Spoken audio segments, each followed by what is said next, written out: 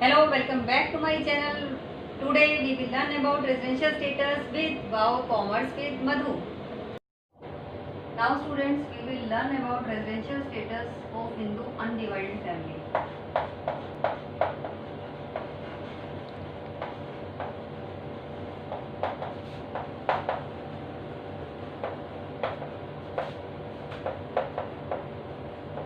Actual कि हम Hindu undivided family का रेजिडेंशियल स्टेटस कैसे डिटरमाइन करेंगे। आपको पता है हिंदू अनडिवाइडेड फैमिली भी अगर बिजनेस चलाती है, इन दैट केस क्या होता है, ये भी इनकम अर्न करती है और ये इनकम उसे इंडिया में हो रही है, इंडिया से बाहर हो रही है, कहाँ से हो रही है, ये उसे इंडिया में टैक्स पे करना है, बाहर टैक्स पे करना है, और depends on the residential status of Hindu undivided family.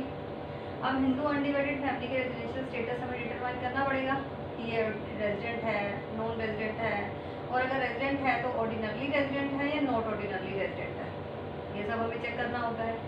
ये चेक करने के लिए सबसे पहली कंडीशन हमारे पास क्या है, हम क्या चेक करेंगे, control and management of the family.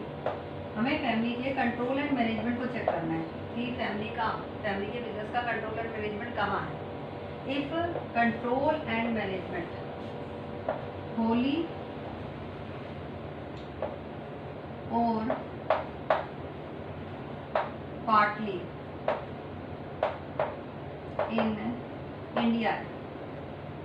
Holi or partly का मतलब क्या है कि पूरी तरह इंडिया से कंट्रोल होता है इसका बिजनेस, या थोड़ा इंडिया से कंट्रोल होता है, थोड़ा बाहर से कंट्रोल होता है, फॉरेन कंट्री से कंट्रोल होता है।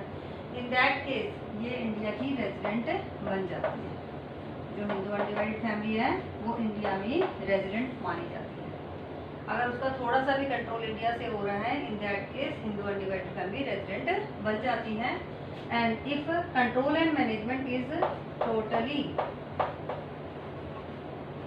आउटसाइड इंडिया, अगर पूरी तरह से कंट्रोल एंड मैनेजमेंट इंडिया से बाहर है, पूरा कंट्रोल एंड मैनेजमेंट इंडिया से बाहर है, इन that case Hindu undivided family is non resident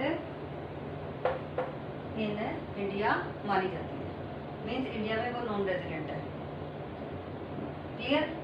control and management अगर थोड़ा सा भी इंडिया की में है या पूरी तरह इंडिया में है देन रेजिडेंट, और अगर टोटली आउटसाइड इंडिया है, इंडिया से बिल्कुल कुछ कंट्रोल नहीं होता, इन दैट केस नॉन रेजिडेंट। अब हम ये चेक करेंगे कि कंट्रोल एंड मैनेजमेंट की बेसिस पे ये रेजिडेंट तो बन गई। अब रेजिडेंट है तो किस टाइप की रेजिडेंट है, ऑर्डिनरली रेजिडेंट है या नॉट ऑर्डिनरली रेजिडेंट है। सेकंड पॉइंट चेक करने के लिए कि हमारी ये जो फैमिली है रेजिडेंट तो बन गई है, ये ऑर्डिनरली रेजिडेंट है या नॉट ऑर्डिनरली रेजिडेंट है, इसको चेक करने के लिए हम क्या करते हैं, कर्ता। कर्ता जानते हैं आप कौन होता है? कर्ता, हेड ऑफ द फैमिली, जो फैमिली का हेड मेंबर होता है इज नोन एज कर्ता। कर्ता satisfies both the additional conditions।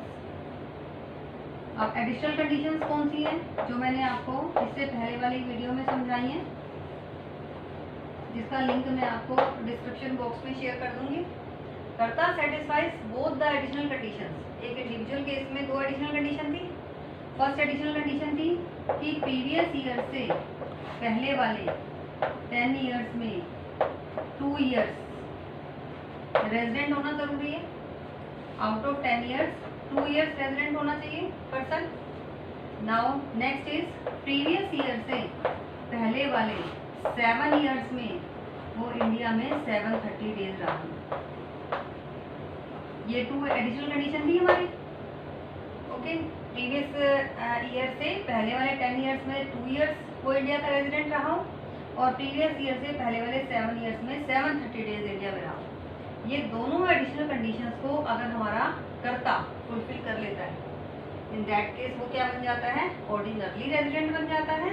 और अगर इनमें से एक को फुलफिल करता है या किसी को भी फुलफिल नहीं कर पाता, इन दैट केस वो नॉट ऑर्डिनरली रेजिडेंट बन जाता है। देखिए यहाँ पे रेजिडेंट की 2 कैटेगरी होती है, ऑर्डिनरी रेजिडेंट, नेक्स्ट है not ordinarily resident. Ordinary resident क्या होगा, satisfies both additional conditions or does not satisfy any of the additional condition or satisfies only one additional condition. In that case वो not ordinary resident बन जाएगी family. Clear? Once again, first is control and management हम check करते हैं.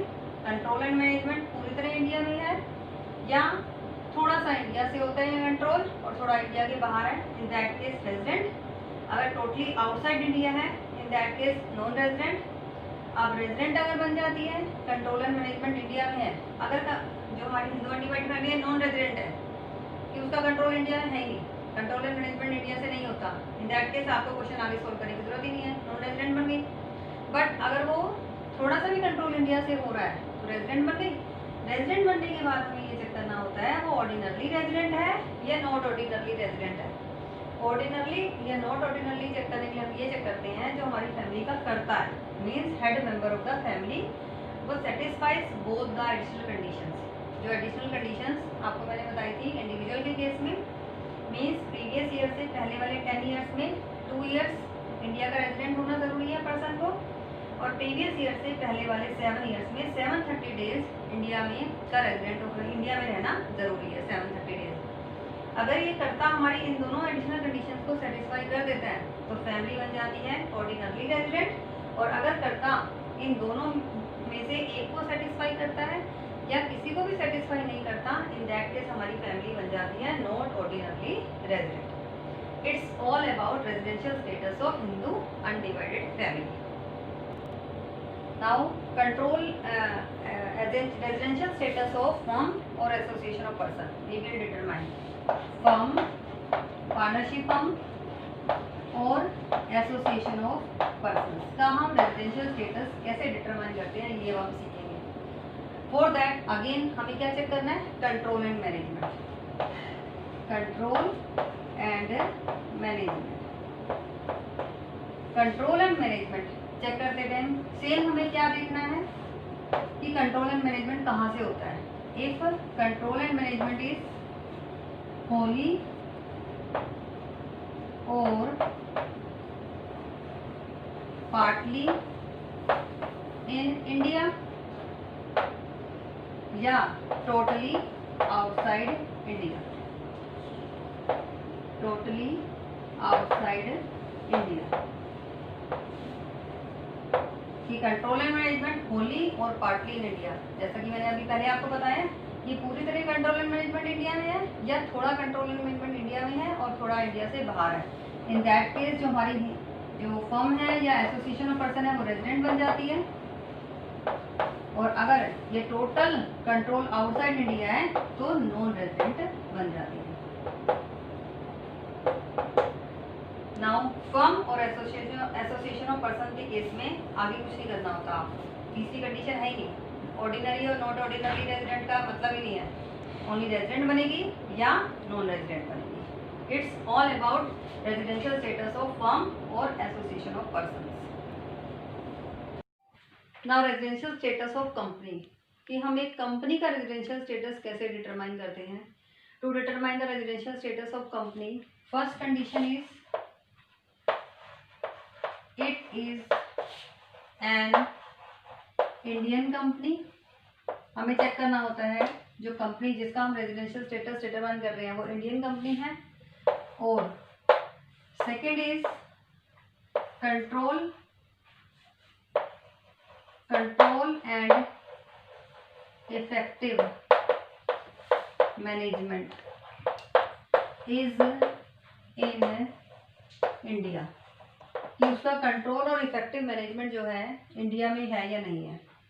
If a company satisfy any of these conditions, अगर कोई company इनमें से एक कंडीशन को भी सेटिस्फाई कर देती है.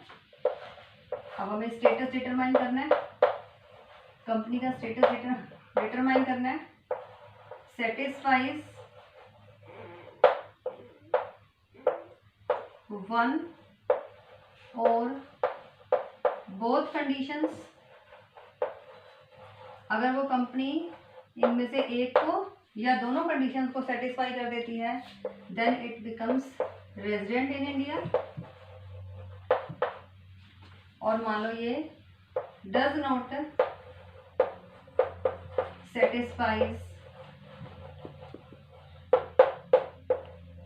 एनी कंडीशन, अगर वो एक भी कंडीशन को सेटिस्फाई नहीं कर पाती, इन दैट केस नॉन रेजिडेंट, जो आपकी कंपनी है वो नॉन रेजिडेंट इन इंडिया बन जाती है। Now it's all about residential status of a company.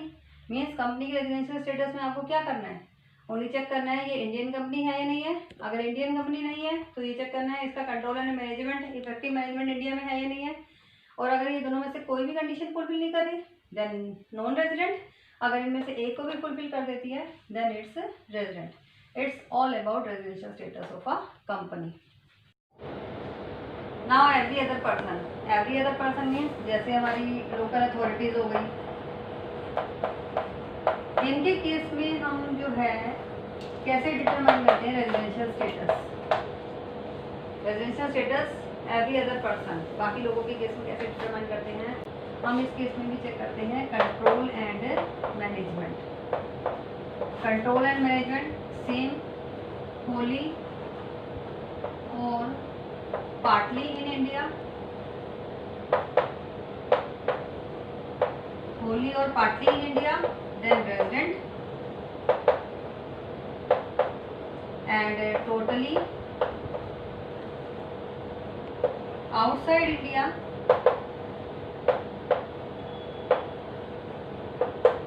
Non resident.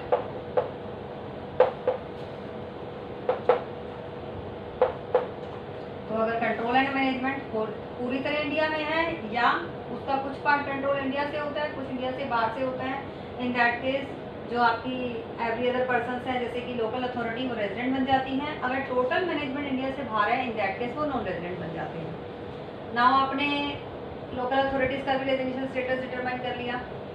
अब मैं आपको ये बात बताना चाहती हूँ, जो हमारी हिंदू अनडिवाइडेड फैमिली है और जो इंडिविजुअल्स हैं, इन दोनों के केस में हमारे पास 3 टाइप के रेजिडेंशियल स्टेटस हमें डिटरमाइन करना होता है। Ordinary resident, not ordinary resident and non resident, 3 होते हैं इनके स्टेटस। बाकी सबके केस में जैसे कि आपने पढ़ा एसोसिएशन ऑफ पर्सन्स, और आपने पढ़ा फर्म के बारे में, और आपने पढ़ा कंपनीज के बारे में,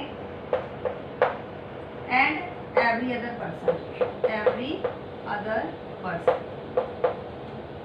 बाकी सबके केस में हमारा जो रेजिडेंशियल स्टेटस होता है वो सिर्फ 2 कैटेगरीज में डिवाइड होते हैं, रेजिडेंट और नॉन रेजिडेंट। यहाँ पे सिर्फ 2 टाइप के रेजिडेंट्स होते हैं, association of person, firm, company, और एवरी अदर पर्सन के केस में सिर्फ हम 2 टाइप के रेजिडेंट्स होते हैं, रेजिडेंट और नॉन रेजिडेंट। या तो कोई रेजिडेंट होगा या नॉन रेजिडेंट होगा।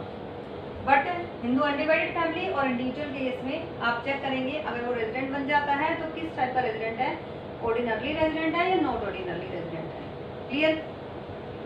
अब आपका थ्योरी पोर्शन तो हो गया कंप्लीट। अब आप ये सोच रहे होंगे हम रेजिडेंशियल स्टेटस डिटरमाइन क्यों करते हैं, रेजिडेंशियल स्टेटस हम क्यों चेक करते हैं कि कौन ऑर्डिनरी रेजिडेंट है, कौन नॉट ऑर्डिनरी रेजिडेंट है, कोई नॉन रेजिडेंट क्यों है, तो क्यों है। और ये जो है हमने जब इतनी सारी कैलकुलेशंस किस वजह से की हैं आपको ये मैं बता देती हूँ। जैसे एक पर्सन है उसको इनकम जो होती है वो इंडिया से भी हो सकती है, इंडिया के बाहर से भी हो सकती है। जैसे हमारी हाउस प्रॉपर्टी किसी फॉरेन कंट्री में हमारी कोई हाउस प्रॉपर्टी है, वहाँ से हमें इनकम हो रही है, या हमारी इंडिया में कोई हाउस प्रॉपर्टी है वहाँ से हमें इनकम हो रही है। अब रेजिडेंट, नॉन रेजिडेंट या नॉट ऑर्डिनरी रेजिडेंट में से कौन सा पर्सन है जो इंडिया में उस इनकम पे टैक्स पे करेगा, या हमारी इंडिया में जो प्रॉपर्टी है उस पर किसने टैक्स पे करना है। तीनों ने टैक्स इंडिया में ही पे करना है या इनमें से किसी ने टैक्स इंडिया में पे करना है, किसी ने इंडिया में टैक्स पे नहीं करना। हर जो जरूरी नहीं है कि रेजिडेंट और ordinarily resident, not ordinarily resident और नॉन रेजिडेंट हर इनकम पे इंडिया में टैक्स पे नहीं करेंगे।